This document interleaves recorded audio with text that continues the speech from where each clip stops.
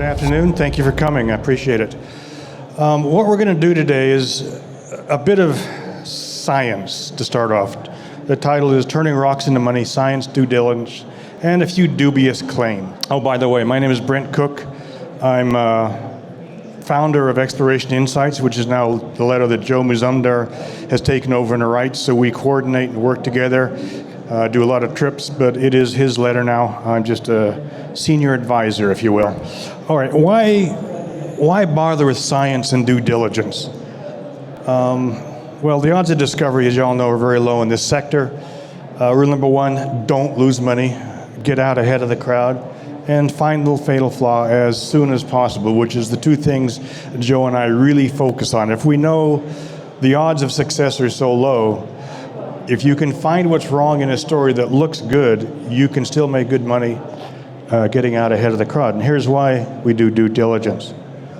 There's Arizona Silver, Oryx, New Nandina. That was a fun one, but obvious from the start. All right, so where are we going today? We're going to do a bit on science. I think certainly just south of the border, people are forgetting or not understanding what science is about. And I think it's real critical to understand why science works. We're going to look at some dubious claims. Make a comparison of two deposits that are completely different but look the same. High-grade veins and dilution, I think that's really important. Low-grade open pit, we'll take a quick look at G2 gold, and then I'll get some what I think is really important in this sector, big-scale stuff. All right, what is science? It's the systematic study of the structure and behavior of the natural world. It builds and organizes knowledge into a predictable and testable explanation of the universe. That's what science really is all about, understanding what's going on. And there's two basic methods that are used. Inductive, which is where scientists go out, collect data, and then interpret that data and come up with some sort of theory or conclusion. The other is deductive or hypothetical, where you have an idea and you go out and collect data to either confirm or not confirm that theory, if you will. And that's sort of what's used in all those companies out there. They've got a theory, there's a porphyry copper deposit or whatever, and they go out looking for the data to either support or not support it. But you'll notice all the data out there supports it. Why trust science? The scientific process works because it's a vetting process. If I publish a study in a peer-reviewed paper, before that gets published, my peers, if you will, review it. The experts review it and say, you've got this wrong, this data's wrong, you didn't collect it this way. So by the time it gets into a scientific publication, it's been vetted, and it's as good as it can get. There are mistakes, things happen, things change, but it's a good process. And what the object here, the end result is scientific consensus, and that is that a sufficient data has been collected and tested, that we know, for instance, the laws of gravity, the physical laws of X, whatever, and we can take that as a given and move on to the next step and incorporate that into what we're doing. And that's resulted in where we are today, the internet, satellites, robotics, medicine, artificial intelligence, etc. So without science, we'd still be living in caves. I want to make a real point of that. All right, so let's think about volcanoes. We're going to look at this, and I'm going to give you an example. This is the tall volcano picture from a few days ago that's going off in Philippines right now. I just love that photo, so I threw it in.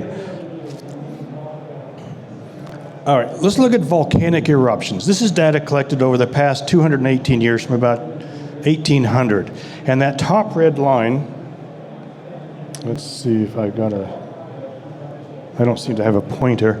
But anyway, that top red line is all volcanic eruptions that were reported over that time frame. And you can see what's going on. They're increasing. They've increased about 4 times since when this started. That's reported eruptions. Now we're going to compare that with carbon dioxide and the temperature. And you can see here a very similar pattern. Since about 1880, over the same time frame, the yellow, being carbon dioxide, has increased. It's almost doubled. And the temperature has gone up as well. It's increased about a degree centigrade. So there's a correlation. Can we deduce then that volcanoes are what's causing the increase in CO2? You're smiling, I know. You know where I'm going. Can we deduce that? Well, it's how the data was collected. You see that red line? That's all reported eruptions. But that bottom line is the major eruptions. That hasn't changed. So what we're really seeing in this data is over time, we've got satellites, we've got boats going over, so we're seeing more of the eruptions. They're not really occurring more often. And that bottom line shows the actual major eruptions, and it's about steady. All right? Those two blue lines, or circles, what I'm outlining there is World War I and World War II. And you notice that reported eruptions decreased. That's because we were too busy blowing each other up to report these things. So that shows up in the data as well. It's kind of interesting. Oh, I forgot one important point. That over on the very far side there's carbon-12, carbon-13 ratios. Given what we know through that ratio, which is a fact, we know the carbon increase is due to the burning of hydrocarbons because they've got a fingerprint, if you will. So anyway, what I'm getting point here is you can make correlations that do and don't match reality as you wish. All right, so let's look at International Tower Hill. Is this way undervalued? The deductive story says, yes, it is. It's in Alaska. It's near the famous Fort Knox mine. Very similar setting. And here's what Fort Knox looks like. It's an intrusion-related deposit, about 7 million ounces of production, 250,000 ounces a year, production costs $838, reserve grade 0.37 grams, and that's what we're after. And that picture, I've thrown that red line in. That's important later on. You'll see why. Just down the road is the Livengood deposit, which has been it's an intrusion related. It's been drilled out, 9 million ounces at 0.7 grams. They've done a few studies on it, one showing in 2011 an IRR of 27% at $950 gold. 2013, things didn't go so well, IRR of 1.7%. And a pre-fees more recently, IRR dropped to 0.5% at $1,250 gold. So can we deduce that these two are the same? They sound the same. Fort Knox makes money. Tower Hill is actually twice the grade of Fort Knox. It should be highly profitable, but it's not. So why is that? Because we're using the wrong reasoning. We're using deductive reasoning. It's a good story. We're not going off scientific facts. It's Fort Knox has been peer-reviewed in the sense that it's an actual active mine, whereas Tower Hill is a good story. And I'm not knocking Tower Hill per se. I mean, I think if gold goes to 2,000, this stock will do well. I'm just trying to point out what there are differences here. And here is the difference. The slide on the geologic slide, anyway, those two red lines are what capped this intrusive into the rock. And through that capping, it cracked, the pressure built up and cracked the rock like this. And along all those cracks is where the gold is. So when you blow that up, all the cracks are exposed and you can leach that gold extremely cheaply. That's why it works so well. Whereas at Tower Hill's deposit, the gold didn't get capped like that. It spread out into sediments and is now disseminated through sediments with pyrite and arsenic and such. So it's a much more difficult operation to make money on. That's why it doesn't work. And you can see the results there in this share chart. So geology does matter. All right, critical thinking. What about market cap per ounce? What does that really say about a deposit? Here you see International Tower here in yellow. It's selling for $17 an ounce. Is that a deal or not a deal? I would suggest it's still overvalued. So I think that's a common comparison people make that have resources that are real low grade, is that we're only selling for $5 an ounce, or B whatever it is, or the copper price, the same thing. There's a reason it's selling cheap, and there's another reason why good deposits are selling for a lot of money per ounce, because they work. More meaningless comparisons. This diagram here shows the percentage of white versus the percent of black in this circle. All right, critical thinking. A lot of there's newsletters and people that publish information that what you want to know about the person giving this information is how do they make their money? Where do they make their money? What's their arena of expertise? Are they journalists, geologists, mining engineers? What are they? Are they really, is this their area of expertise? Who pays them to put this out? A lot of companies will pay somebody to publish something. Is it based on hard data or unrealistic comparisons? And is it too good to be true? Now this fella here, pocket money millionaire, you'll notice this is a deal.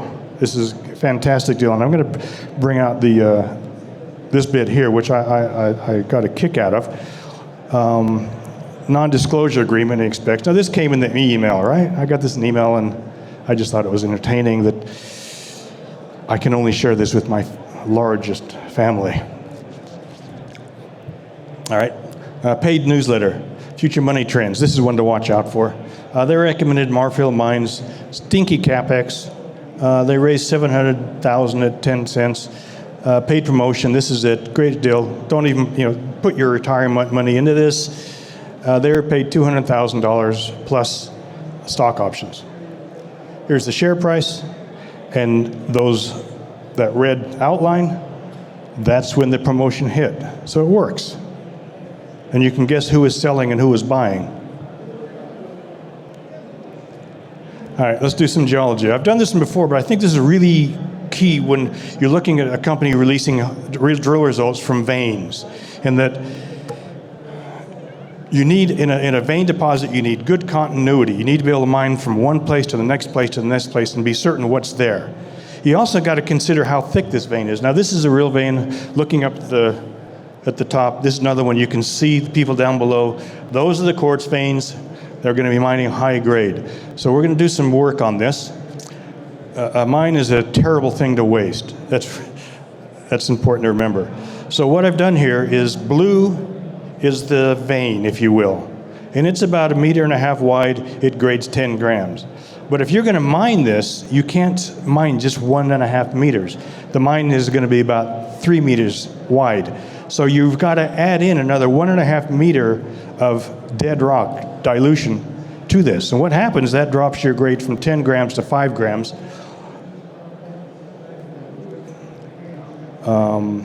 And turns the rock from $420 rock to about $210 rock. Big difference. So when you see a drill release stating, 1 meter of 50 grams, dilute it, mentally dilute it to what it's going to be when they mine it. And it varies depending on rock type and that sort of thing. All right, open pits. A dilution is key in these things. Your strip ratio. The smaller one, you can see it's a narrow structure, if you will, mineralized structure. The strip on that, you got to move 4.4 tons of waste to get 1 ton of ore. So moving that 1 ton of ore is going to cost you five whatever the unit is, call it $2.50. On a wider one, your strip ratio drops to 2 to 1. And these are just relative examples. But you can see again, it's much better. Your cost can be much lower mining at that kind of width if it's a wider vein. So if you're looking at an open pit, you want to be mining more ore than waste, especially at the grade. And here's an example of G2 gold. I think most of you are familiar with this one. Great discovery up in the Golden Triangle of BC. The Saddle North I've circled there. You can see all their drill holes. But let's look at this thing. This is a cross-section through the deposit as it sits now. The blue line is your 0.35+% copper equivalent. The green is plus 0.5% copper equivalent, and the red is greater than 1%. So you can see how that sits in there. And you can see that to get into that, you've got to dig a big hole to get down to the deeper stuff, which is the better stuff. And this is what a kind of a 3D section looks like through it. And again, you can see the high grade, which is the deepest orange, plunging in that direction. So when you look at something like this, in an open pit or any mine, you want to mine the highest grade first. That's your payback. The highest grade in this is deeper. So if they go on an open pit on this, their best stuff is at depth, and their payback is going to be a lot longer. Alternatively, if you want to put in a block cave underground on something like this, that's the way to start it. But the question is, are the tons there to carry a block cave? Because the block cave operation costs billions of dollars to build. So what the critical considerations are: the shape and plunge of the mineralization, where's the high grade located, strip ratio to get to the high grade if you're going to open pit this, payback time, access to power, where the tailings got to go. All these things you've got to consider when you're looking at something like that. So Joe, in our letter, estimated about 200 million tons at 0.9% copper equivalent in that high-grade core. That's probably marginal, to be honest. They need to find more high-grade and make it bigger, in my opinion. Yeah. But I'll give them credit. It's a great discovery. They're still finding more. But these are the facts, you know. All right, a quick thing on economic studies. Pay attention to economics. They can be, in these studies they report, 2 minutes? Got it. They're more, it depends who's paying for this and who's doing it. A lot of times it's more promotional in reality. But they can be within, for a PEA, 30 to 50% off. And that's just because the information, they don't have the data to get down to the details, if you will. For pre-feasibility, 20 to 30%, and a feasibility, 20 to 10%, or 11%. So bear that in mind when you look at these studies. And I can tell you from experience that rarely do they underestimate what it costs. Rarely do they overestimate the cost. All right, and here's what's really important to this whole sector and why I think we're going to do well, is that the number of discoveries is declining, demand for metal is increasing, timeline for discovery to production for big deposit is 10 to 20 years, and we're just not finding enough. So anyone who does find something worthwhile, it's going to be worth a lot of money, and that's what we want to be. That's what Joe and I are focused on, finding that few discoveries that are going to turn into something economic enough that a major is going to buy it. Our philosophy is we want to sell our stock to someone smarter than us than dumber than us. Finally, I love this. The days of lobbying into town and asking a broker to polish your turd are long since gone. Company must now do their own polishing in preparation for a more discerning audience. And this is what it means. Know the geologic parameters, know the likely metallurgy, funding requirements, go, no-go situation, economic parameters, social issues. Is it meaningful? So many companies are looking for something that even if they're successful, it really is meaningless in terms of market cap or share price. And does it translate into share price increase? After all, that's why we're here. So that's it. Expiration Insights is what Joe Mazumdar now writes with me as a senior advisor. That's Joe on top, me below, obviously. We've got lots of information on our website. Come take a look. Thank you for sitting through this, and good luck to you.